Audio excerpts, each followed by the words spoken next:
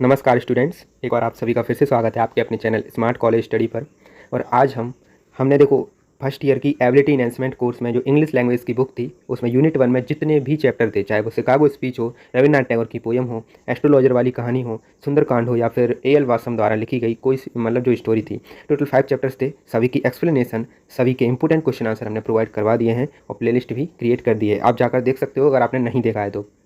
अब बात करते हैं पूरे इंग्लिश लैंग्वेज बुक के जो सिलेबस आपके यूनिवर्सिटीज़ द्वारा दिया गया था, तो उसमें टोटल 5 यूनिट थी। अब यूनिट 1 हमने कवर कर लिए और बाकी जो 4 यूनिट्स हैं वो टोटल ग्रामर की हैं, जिसमें से आज हम यूनिट 2 की वन शॉट लेकर आए हैं, जिसमें यूनिट 2 में जितने भी कॉन्सेप्ट्स हैं सभी को कवर करेंगे, साथ ही साथ थोड़ी बहुत ग्रामर की प्रैक्टिस भी करेंगे। आपको टिप्स भी देंगे कि आपको कैसे इस क्वेश्चंस को हल करना है। ठीक है, यूनिट 2 कंप्लीटली कॉम्प्रीहेंशन स्किल्स के बारे में, जिसमें अनसीन पैसेज से रिलेटेड क्वेश्चंस आएंगे। इस यूनिट से मैंने देखा है पेपर्स में 15 मार्क्स की अनसीन पैसेज आएगी, प्लस 5 या 10 मार्क्स का आपका कोई क्वेश्चन भी बन सकता है। यानी ये यूनिट स्कोरिंग तो है काफ़ी, ठीक है, आपको पास भी करा सकती है अकेले इस यूनिट और थोड़ा बहुत एक दो क्वेश्चन कराए तो आप पास भी हो सकते हो। तो ये यूनिट आपके लिए काफ़ी इंपॉर्टेंट है, ज़रूर पढ़िएगा। तो चलिए बिना किसी देरी के स्टार्ट करते हैं, लेकिन उससे पहले अगर आप इस चैनल पर नए आए हुए हैं तो चैनल को सब्सक्राइब जरूर कर लें, क्योंकि ये चैनल आपके एग्जाम टाइम में काफ़ी हेल्प करने वाला है। ठीक है, तो चलिए बिना किसी देरी के स्टार्ट करते हैं। सबसे पहले हम सिलेबस जो कि प्रोवाइड किया गया है ऑफिशियल,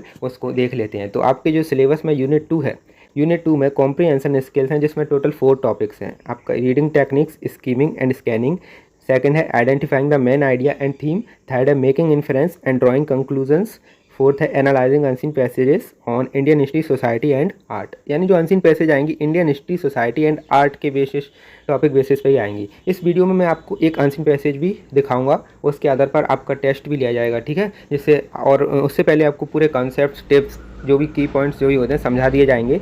और इस यूनिट से जो भी क्वेश्चन बनेगा आप करके आ पाओगे, क्योंकि जब आपको कॉन्सेप्ट्स पता होंगे तो आप आसानी से करके आ पाओगे। मैं आपको कोई क्वेश्चन आंसर नहीं करवाऊंगा, पूरा यूनिट 2 कवर करवाऊंगा कॉन्सेप्ट्स बेस्ड में। ठीक है, तो चलिए स्टार्ट करते हैं। सबसे पहले जो हमारा टॉपिक नंबर 1 है वो है reading techniques, skimming and scanning. ठीक है, व्हाट इज़ रीडिंग कॉम्प्रीहेंशन।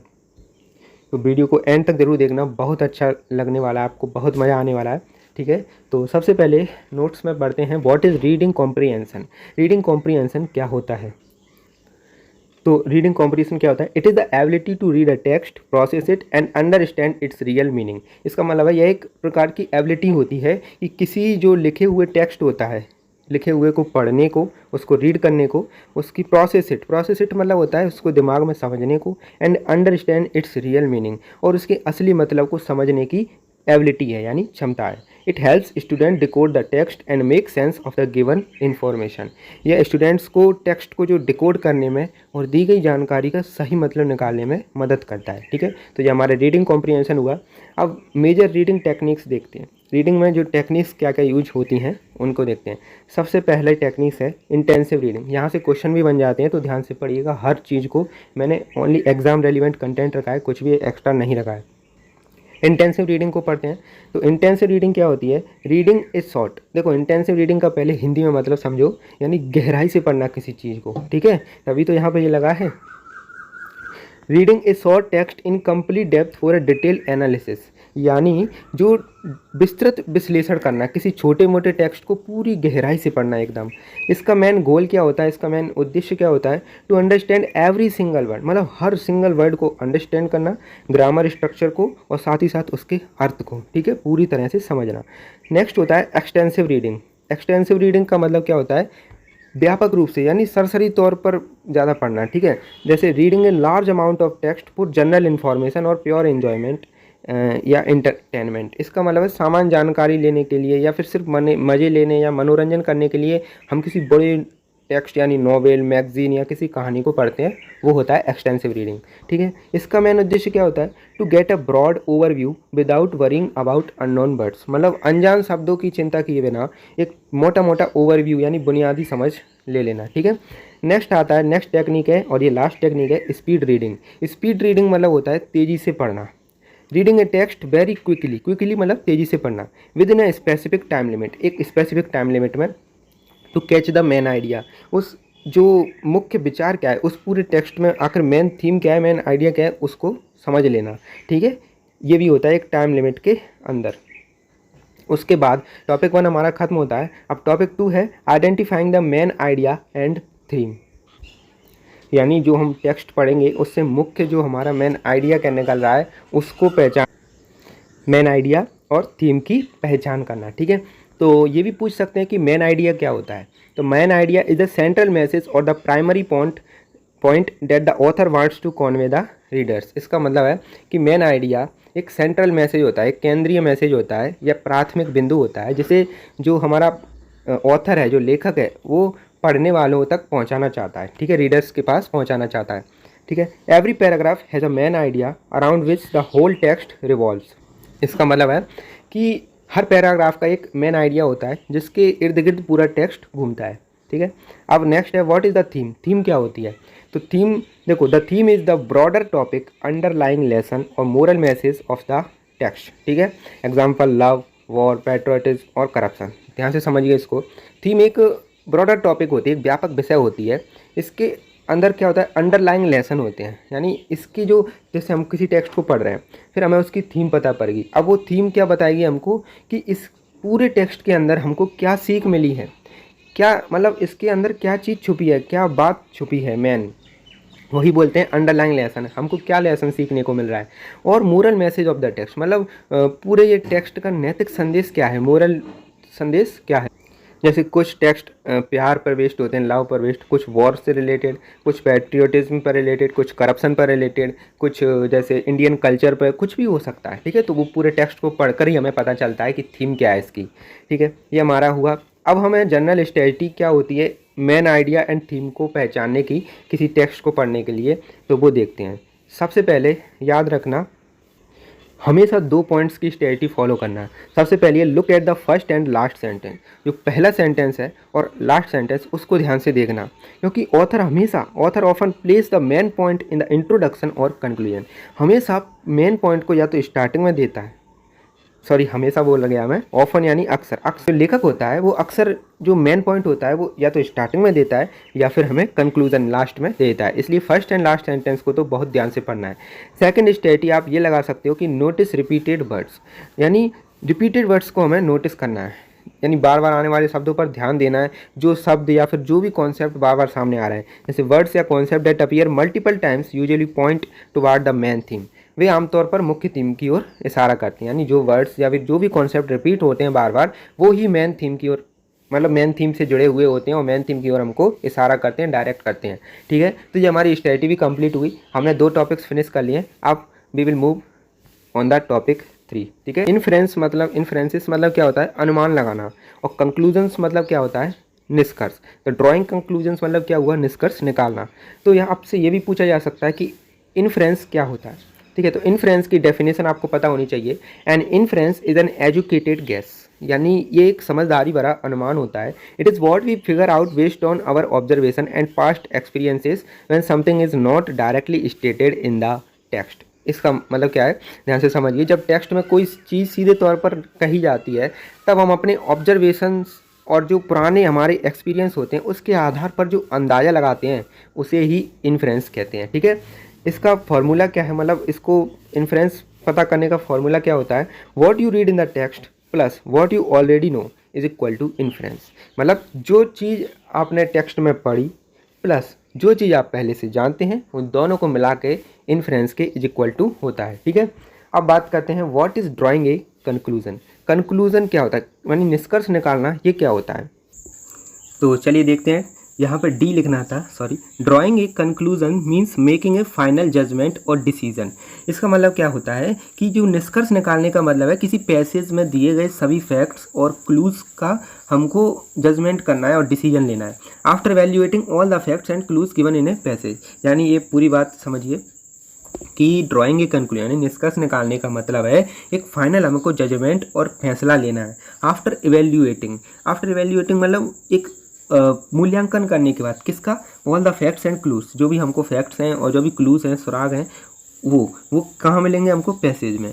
ठीक है, तो फाइनली इसका मीन्स ये रहा कि हमको निष्कर्ष निकालने का मतलब है किसी पैसेज में दिए गए सभी फैक्ट्स और सभी सुराग यानी क्लूज का हमें मूल्यांकन करना है और उसके बाद हमको एक फाइनल जजमेंट और डिसीजन लेना है। ठीक है, अब सिंपल एग्जांपल्स क्या हैं इसको समझने के, जैसे मान के चलो कोई सिनेरियो है, you see a student walking in to the exam hall with wet hair and a dripping umbrella. तुम एक स्टूडेंट को देखते हो जो कि एग्जाम हॉल में आ रहा है, ठीक है, एग्जाम हॉल में आ रहा है, लेकिन उसके बाल गीले हैं और वो भीगा हुआ उसका अम्ब्रेला है, ड्रिपिंग अम्ब्रेला। इन्फ्रेंस या कंक्लूजन, आप कंक्लूजन या इन्फ्रेंस क्या निकालोगी कि इट इज़ रेनिंग आउटसाइड, बाहर बारिश हो रही है। Even though nobody told you it's raining, मतलब हालांकि आपको किसी ने भी नहीं बताया, भले आपको किसी ने भी नहीं बताया कि बाहर बारिश हो रही है, लेकिन the clues made it obvious, जो आपको सुराग मिले कि हाँ भीगा हुआ छाता, उसके बाल गीले, उससे आप पहचान गए कि बाहर बारिश हो रही है।